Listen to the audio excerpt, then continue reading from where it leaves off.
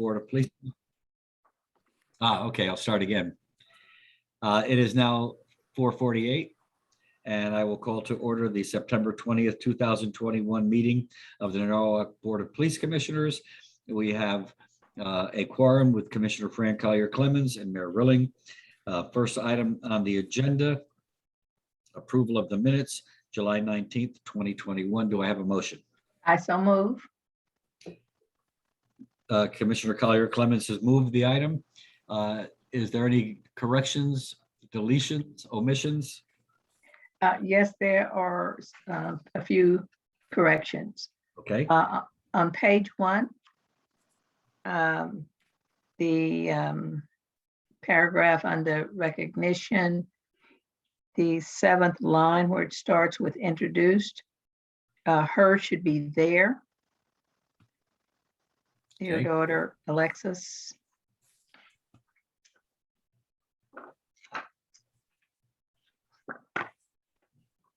On page 2, the first line, councilwomen should be councilwoman. It should be M-A-N. And in the third paragraph, 4th line that begins with individual, that's misspelled. It should be spelled correctly. And those are the only corrections that I see. okay.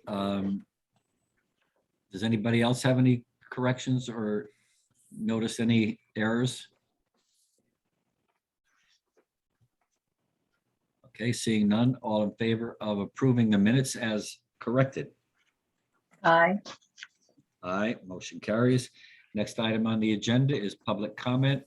Mr. Manzi, do we have anybody wishing to address the commission? I just see one person. It says Lieutenant Blake again. Yeah, he was on the traffic authority. You're going to invite him in as a panelist. Maybe you can invite him in as a panelist here as well. I'm doing that now. And other than that, there's no one else, Mayor. Okay, chief or deputy chiefs, do you have any correspondence that you feel should be read into the record? No, we did not receive anything. Having said that, we will close public comment. Next item, recognition of civilian award dispatcher Joshua Rinn and Richard Reynolds. Chief? Yeah, we have several people this meeting that we wanted to bring to your attention and recognize for outstanding work last month. The first is dispatcher Josh Rinn. If you recall, we had the boat rescue last month where people were stranded in the water. The boat had capsized and they were rescued. Lieutenant Blake, who is the supervisor, and also Chief Bassett from the fire department, brought to our attention that the people that were rescued praised the way that dispatcher Rinn handled the call. And they felt that he was instrumental in gaining the location and being able to get help to them quickly. That without his professionalism, it probably would have went much worse than it did. In fact, they were all, everybody was fine. Everything worked out well. So we wanted to bring that to your attention and recognize dispatcher Rinn with a civilian award for that, for his work on that case. And he is on here. Yes, there he is. He has joined us on the Zoom. Well, dispatcher Rinn, would you like to say anything? Thank you. I appreciate the recognition. I'm just doing what everyone up here would do. You know, it's just a job. And I was just the one who answered the phone, but I appreciate the recognition. Well, I know that the dispatch center can get rather hectic at times, multitasking and looking for this and trying to direct people, and not only in medical calls, but in any serious calls where you have to calm people down. It can be a very challenging and stressful position. And so you rose to the occasion and certainly showed your professionalism, and we appreciate that. Commissioner Collier Clemens? Yes, we certainly do appreciate it. It's really difficult, I know, in your line of duty to give instructions in such a clear and concise way that the person who is, distraught can hear it and follow it. So we thank you for doing what you've been trained to do and doing it in such a professional way. Thank you. Thank you. And congratulations and well done. And we'll be forwarding your actual award probably tomorrow. I appreciate that. Thank you. Next item, Chief.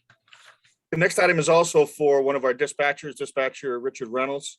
On August 7th, there was a 911 call for a person not breathing. And dispatcher Reynolds handled the pre-arrival emergency medical instructions on that call. Police officer Prada happened to be working in dispatch and also had a connection to the family involved and took the time to write up the dispatcher and believes without a doubt that the way he handled the call definitely assisted in saving the person's life, but with the instructions and the calmness that the call was handled, and wanted to bring that to our attention, which we wanted to bring to your attention, and recognize dispatcher Reynolds as well. And I don't believe, oh yes, he is joining us too. Dispatcher Reynolds, would you like to say anything? I missed what was going on, actually. I just stepped into this. Chief, you want to give him a brief overview? On August 7th, we had a phone call for a 911 call for a person not breathing. And dispatcher Reynolds provided the appropriate pre-arrival instructions, how to open the airway, conduct CPR, et cetera.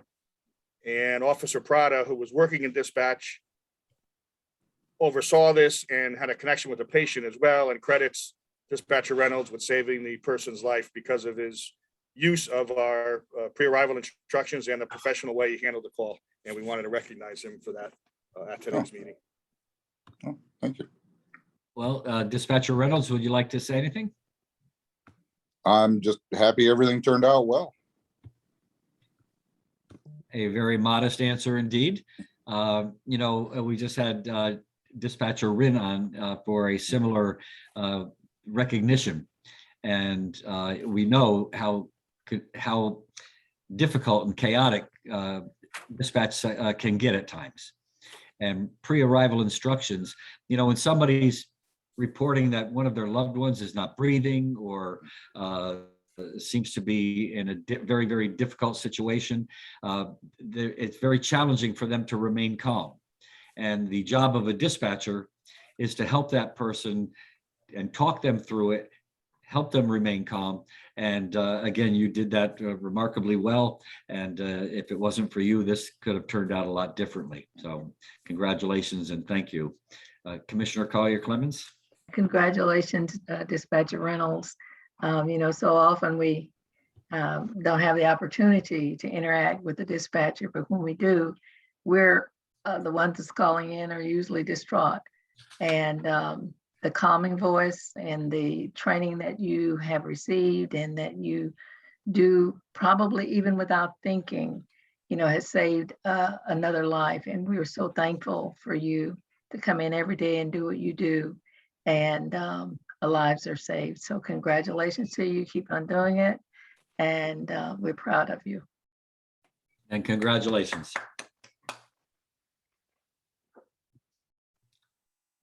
Okay, next item on the agenda is the Civilian Award for Reverend Artie Kasimis.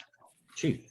Yes, as you recall, on August 28th, the department hosted a backpack giveaway in the community room. And although we hosted it and Officer Delgado did a lot of work in assisting with that, this was spearheaded by Reverend Kasimis and his church. And they collected, I believe he said around $12,000 worth of supplies. And over 500 backpacks were distributed. And as you recall, there was a line waiting for the start of that. And I thought he was joining us today, but I don't see him on the Zoom. He had planned to, so I'm not sure something came up. But we wanted to recognize him with a civilian award for his outstanding community work and spearheading that endeavor.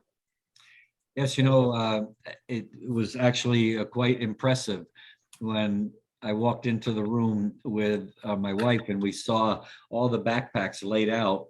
And what also impressed me, for not even more, but just added to my to what I was observing.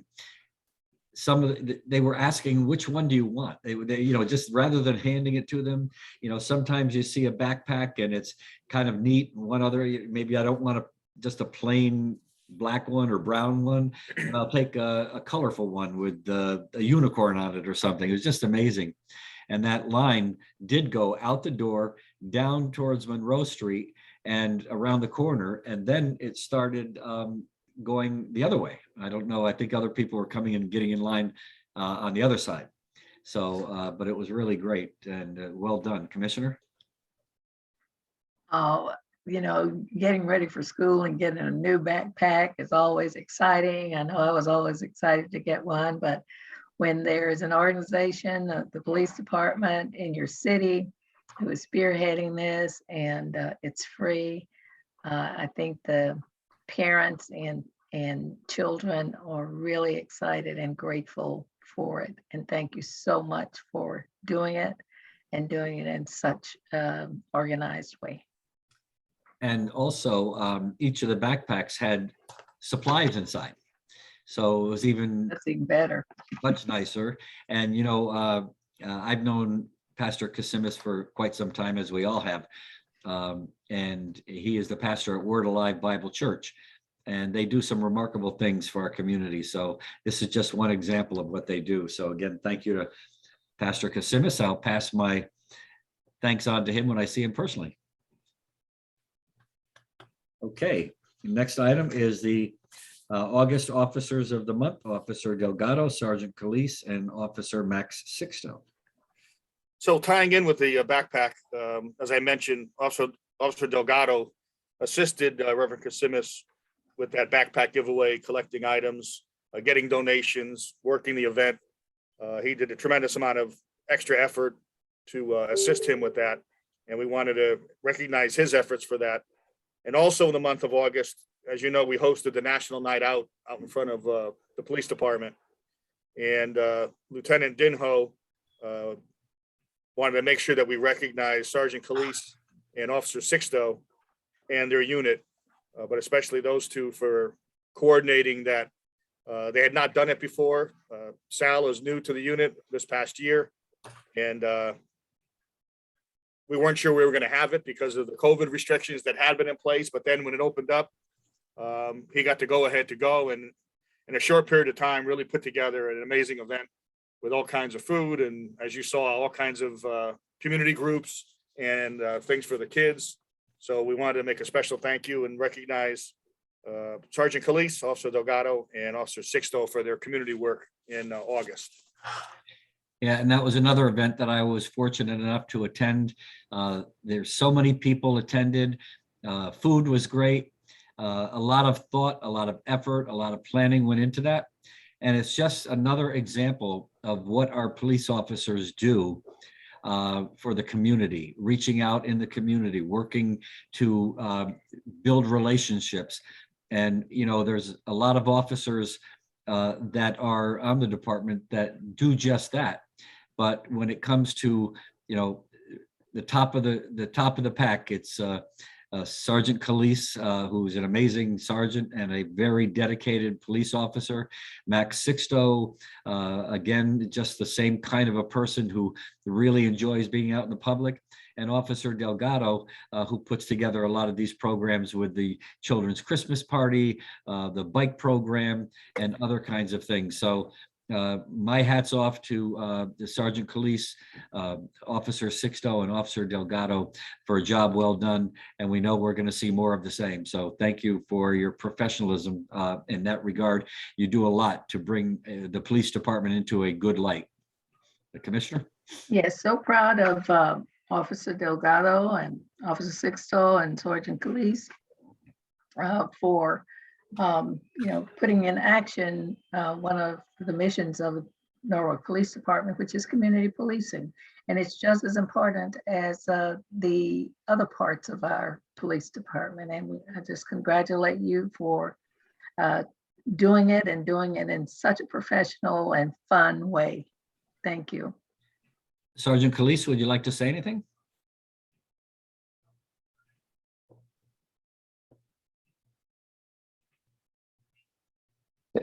I just want to say thank you. And it's not for me, it's for the guys. These guys, I surrounded myself, the Chiefs gave me the opportunity to surround myself by great guys. I just let them run with it and I give them whatever tools they need to make it work. So they deserve the credit. So that's all I have to say. Well, great Thank teams. you for letting me be part of the team.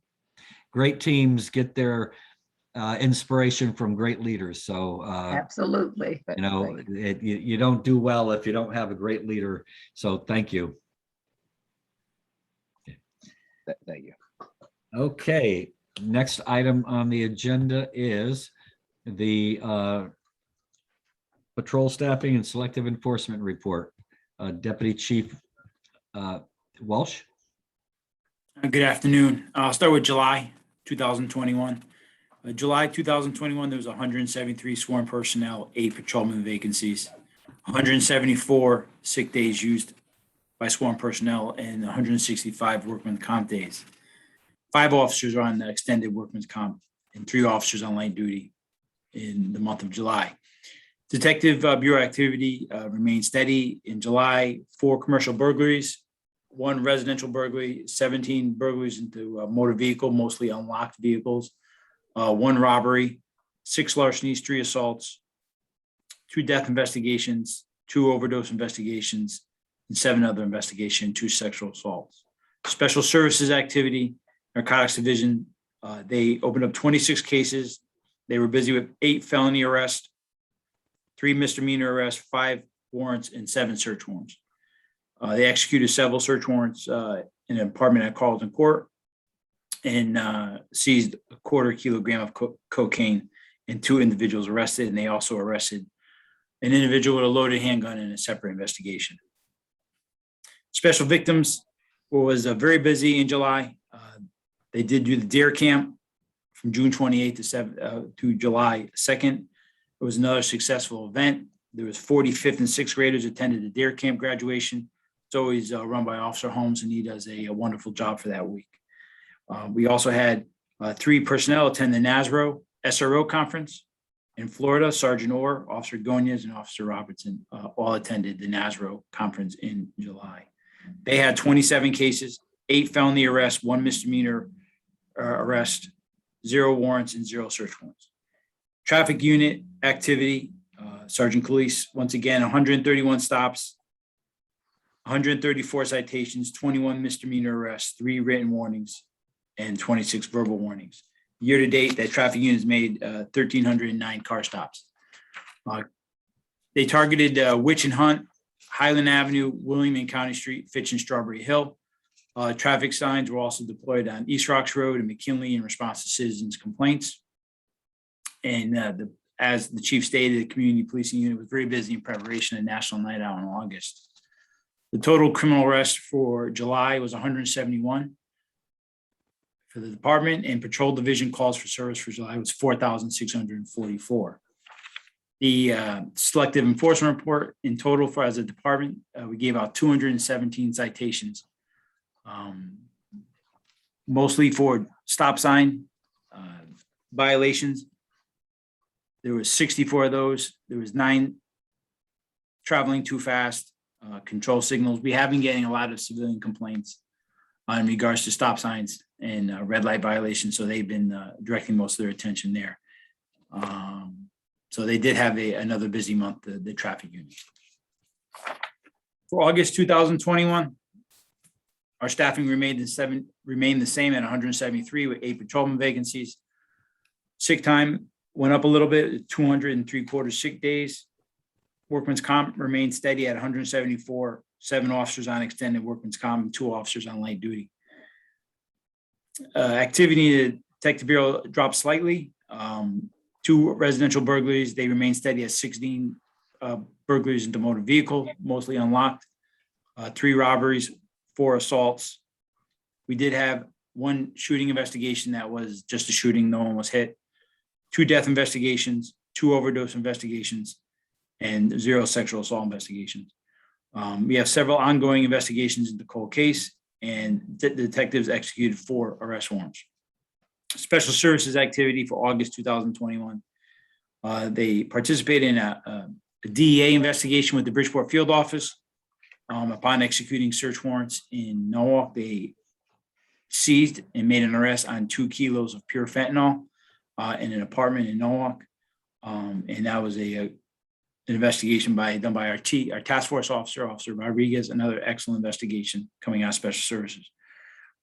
They also continued high visibility SNET patrols and hotspots in response to shots fired earlier in May and June, and also conducted liquor inspections on Washington Street and to make sure there was compliance to outdoor dining.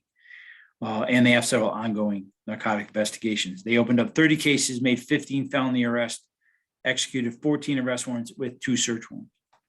Special Victims Unit assisted the traffic unit in the slowdown days, which is our mission is to educate the public that school is now getting back into session. What we do at the end of August, we put out the SROs, the traffic units to the school zones, and pick up enforcement for speeding and other violations to educate that the public that they will be going back to school soon. They opened up 21 cases, 1 felony arrest, 1 misdemeanor arrest, 1 warrant, and several ongoing investigations with sexual assault. So they remain busy. Traffic unit activity, August 2021, they made 243 stops, 164 citations, 3 misdemeanor arrests, 56 written warnings, and 20 verbal warnings. The annual slowdown days started on August 23rd and they ended on August 30th. During that time, departmental-wide, over 300 stops were made. They also conducted selective enforcement in 19 other locations throughout the town in response to citizens' complaints. The community policing officers themselves, they had 473 calls for service conducted by community policing officers. National Night Out was August 3rd, the backpack giveaway, and we also participated in several local community events. The criminal arrest for August was 157. Calls for service for August 2021 was 4,750.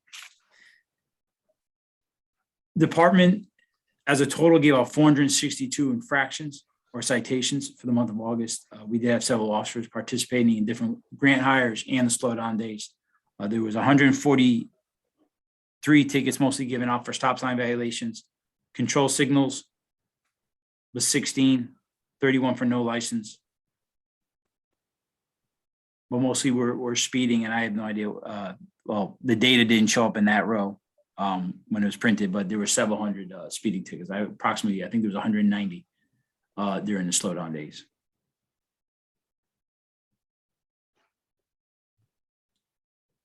Okay, sounds like you had a very, very busy 2 months. Have you noticed that things are picking up after the pandemic slowdown? To last year, we're just about the same. I ran some numbers this afternoon. The chief and I were discussing manpower earlier. From August 20th to current date, we handled 7,916 calls for service from August 1st to date. Last year was 7,003. Wow. Yeah, but Talk in, about consistency. yeah, but going back to 2019, the same 7-week period, we handled 9,300 calls for service in 2 years ago. Wow. And going back to 2018, there was 8,800 calls. So we've gone up 900 calls since last year, but it's still down considerably than it was in 2019 and 2018. Okay. Commissioner Collier Clements? Well, I'm so glad to see that the stop signs are violations are increasing, because I see a lot of people, they don't even slow down at stop signs. They just and it's not just one person, it's just car after car. They see a stop sign and they just go right through it. So just keep up that good work because somebody's gonna get hurt and I hope it's not me. Yeah, I was at the intersection of South Main and, or sorry, North Main and Washington, waiting to make a left-hand turn. And there was a patrol vehicle next to me at the light. And our light turned green and a car went flying through it. And I said, oh my God, I can't believe this. Look. And just as I said that, another car came behind him. And the patrol officer was only able to get the second car because the first car was had gone already through, he had already left. But so it's just amazing. Some people just don't pay attention to the regulations, the rules, and it's really sometimes very unsettling and scary. Yeah, it really is. It really is. Mr. Mayor, can I yeah. add one point regarding the slowdown days? Sergeant Calise had wanted to, or he had specifically notified us of the work of Officer Lavallo and Officer Wargo, who were on motorcycle patrol during those slowdown days, along with Officer Ouellette from the Community Policing Unit. But that small group was responsible for 298 of those violations. They averaged almost 19 violations per each of them per day. Wow. Wow. And they were very, very active from early in the morning. We were able to use some grant money to hire them, a little extra before their shift. So we were able to get a lot of coverage out there. So I just wanted to highlight those officers as well, because they really took it to heart. And they were just nonstop for the around the school zones there.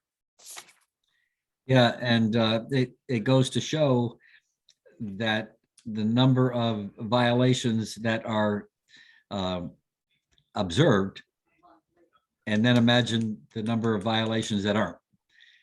So, it's very, very dangerous sometimes, but we have to do what we can to educate the public and take corrective action where we can. Absolutely. Yep. If So there are no consequences, people just keep on doing it because That's they right. feel entitled to get to where they're going a little faster. okay, next item, Deputy Chief Zecca, July and August training report. So the bulk of, it's been a bit of a slow summer for training. That typically is a little bit of downtime in terms of our training schedule because a lot of people are on vacation, etc. So the bulk of the training over July and August was our specialty teams, our ESU team, our scuba team, our CNT team, and then also our drone, the officers operating the drone. In addition to that, though, I'd like to highlight that one officer attended a FEMA domestic preparedness class, which was a couple of day class, some awesome, some great training. We continued with legal update training for the officers. And then they had also done an annual sexual assault investigation training. In addition to that, I'd like to highlight that in keeping with our recruitment, we started training some new field training officers so that as we get new officers on, we have people to train them. And we sent many of our detectives to an additional background investigation school. Okay. And then there was just the ongoing NCIC recertifications as the officers' certifications are expiring. They were certifying for those. So that sums up the, and additionally, we got in our virtual simulator that we've previously spoke of. The use of force simulator has been received and installed, and the trainers have all been trained on it. So we are looking forward to, as we start up our annual requalifications, we're going to be incorporating that into our firearms training and de-escalation training. Very nice. Very good.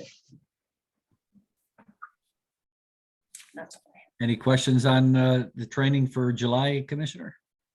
No, I'm just glad to see the class on the police applicant background investigation being initiated. Yeah, I was Follow gonna- through on our updates and what we're doing. Yeah, I was going to say the same thing. And, you know, when you look at the variety of classes that being presented by the police department, it just shows how highly trained our police officers are. You know, nothing, the last thing we need to do is reduce their training because they perform important functions and they need to have a variety of skills in order to do their job. So when I look at this training, it's really quite impressive. Yes, it really is. Thank you so much, Deputy Chief Zeka. Okay, now August. that actually encompassed both July okay. and August, because again, the summer months are usually a little bit slower. Okay, good, very well. Okay, so that brings us to the next item on the agenda. Let me bring the screen back up. The personnel matters, course approval for Officer Daniel Vasquez. Chief? Yeah, he's continuing his master's education. He's requesting approval for budgeting in the public sector from Sacred Heart. He'd like to get that approved. And I just noticed that it was tacked on behind it. I didn't realize it, so it's not on the agenda, but he was looking also for tuition reimbursement for a previously approved class for 50% of that tuition. So I would ask after you do the course approval, if you wouldn't mind going off the agenda to approve the tuition reimbursement. I think we can do that. He's taking this budgeting in the public sector. Maybe I can use him. He could save us some money somehow. Okay, Commissioner, can I have a motion? Yes, I move course approval for Daniel Vasquez as submitted. Okay, all in favor? Aye. Aye, motion carries. Now I'll need a motion to go off the agenda to consider Officer Vasquez's tuition reimbursement request. I move that we go off the agenda for the tuition reimbursement request from Daniel Vasquez. All in favor? Aye. Aye, motion carries. Chief? And yes, the reimbursement is for, again, towards his master's risk assessment. The course was previously approved in April by the commission, and he's requesting his 50% reimbursement. And everything appears in order. Okay. You know how far along he is? I guess he's been doing this for a little bit. He's getting maybe close to the end of his degree. His transcript shows 8 completed classes so far, so he's Yeah, he's pretty Yes, far he's along. Close. 24 credits. There's usually about 32. Yeah, Good. Okay, all in favor? Aye. Aye, motion carries. Next item on the agenda, the drop request, Officer George Daly. yep, we have a drop request for the contract from George Daly, requesting to enter the drop November 1st of this year, ending 5 years, October 31st of 2026. Okay, and I trust that all the paperwork is filled out and Mr. Dosimo is, I see he's taken the whole thing and calculated it out. It also gets double checked also by finance too, so it gets checked a couple times. Yep, okay. So I need a motion to consider this. I move that we consider drop requests. Do we take them individually? Yes, Okay, from George Daly, Officer George Daly. Okay, any further discussion or comments? Seeing none, all in favor? Aye. Aye, motion carries.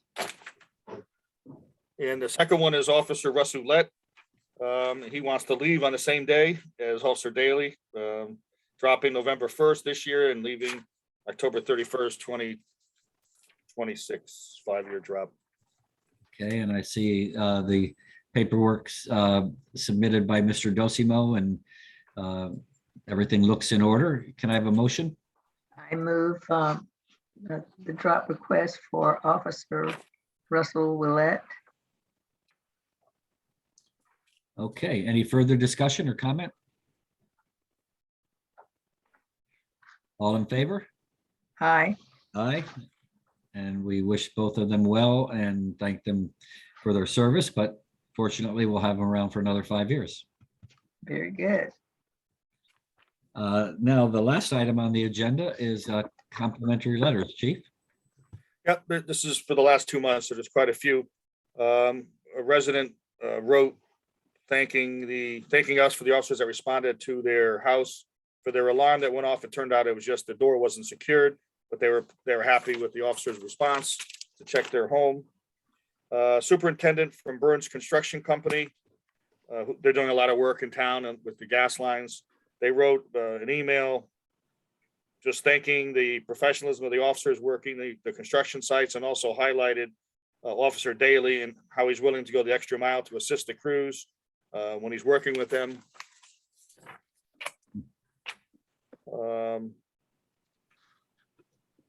We had a resident from Columbus Court called thanking the officers for providing extra observation in the area of the condos there, and especially with Officer Sixto, who they had met and interacted with.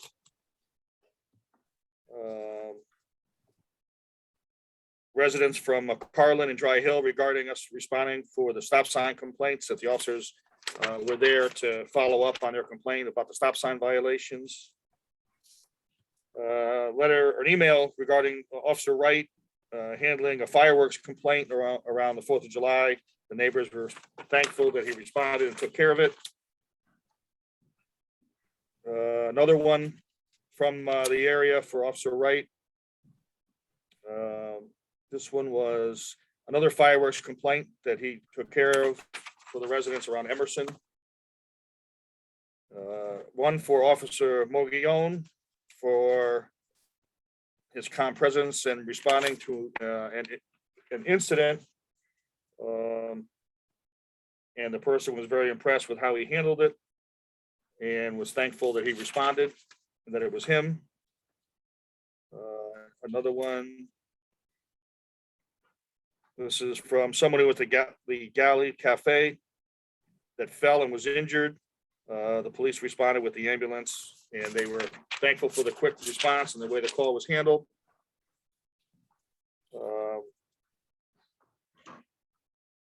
This is from, we got a goodie bag dropped off for the DARE officers. They dropped off bags for the DARE officers and also for those running the DARE camp as a thank you. This one was from another resident. We responded to Harborside Sono in August on a DUI incident, and the persons were watching the officers handle the situation, and the person was an intoxicated female driver, and they were very impressed with how the officers professionally handled the incident, and they wanted to compliment them on that. This is a resident from Witch Lane area, Rowayton, regarding the stop sign and our response to address the violations there. Another resident emailed thanking the officers for handling the stop sign at Witch and Hunt. This one is from another resident in the area, and especially thanking Officer Lavallo from the traffic unit for his attention to detail and handling violations at Witch and Hunt. This is from the Chief Executive Officer, Kim Morton from Norwalk Transit. This was during the storm And she commented on how the officers assisted with the protection of their fleet of vehicles during that. They had to move them. This was from, this is for Officer Holmes. For his response outside the open door shelter with a behavioral health issue one of the clients had, and they wanted to compliment him on that, how we handled that. Sergeant Fonseca received a email, or I received an email from, actually, this one went to you and then to me. Went to the mayor's office regarding Sergeant Fonseca and how he handled the situation. So we're very pleased with him. And finally, this was from residents on Stewart Avenue. We had the incident, if you recall, where there was a possible armed subject, and the officers had the perimeter set up. They commented about Deputy Chief Walsh and also the officers who took care of that. And they also feel very safe there, even though there's issues that have occurred there because of the professionalism of the officers. And they wanted to thank us about that as well. So quite a few thank you notes for the last couple months. Well, certainly thank you to the officers again for the service they provide to the community in a variety of ways. And you can see that whether it's traffic, whether it's responding and treating somebody the way they need to be treated and handling a situation well. And it's always nice to get that feedback. And I also want to thank the people in the community who take the time to write. You know, it's so easy just to watch something or get involved in something and just let it go and not say anything. But when they take the time to write a nice letter thanking the officer, you know that that's something as well. Commissioner Collier-Clemens?